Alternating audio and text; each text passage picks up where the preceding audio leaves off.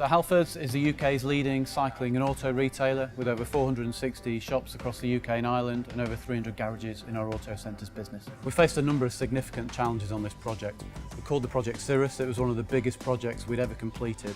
It was an SAP Upgrade project, but it was also a huge data centre migration to a virtual private cloud service offered by one of our third parties. Normally you would keep those things separate. We decided to do it all in one big bang. Very, very challenging for us. Resourcing the project was also a challenge.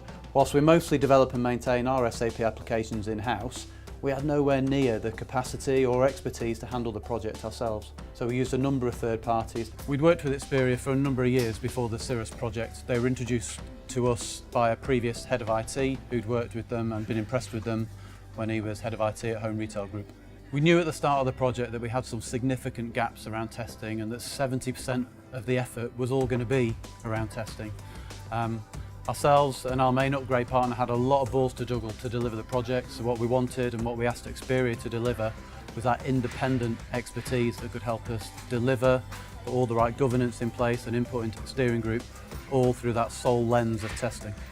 At first, being honest about it, we weren't quite sure where the value was going to come from, but with a project like this, it was too critical for us to take too many risks. As it turns out, Experior were critical to the success of the project, keeping ourselves and our main upgrade partners honest about where we were really at around testing, making sure we got through all the various quality stage gates and offering an informed and educated view into the steering group.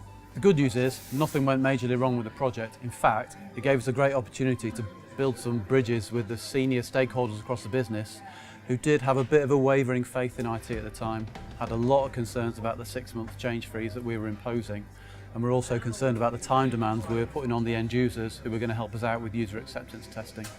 However, with good stakeholder management, open communications and lots of it, and a really engaged steering group, we managed to relax those fears more and more as the project went on.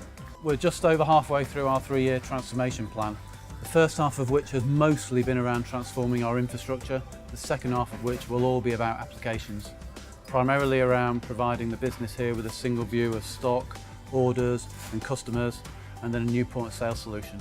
Following the success of the Cirrus project, Experior are actually really well placed to help us deliver all that lot over the coming months. I think if you're looking to evaluate Experior, I'll be really clear about 3 things.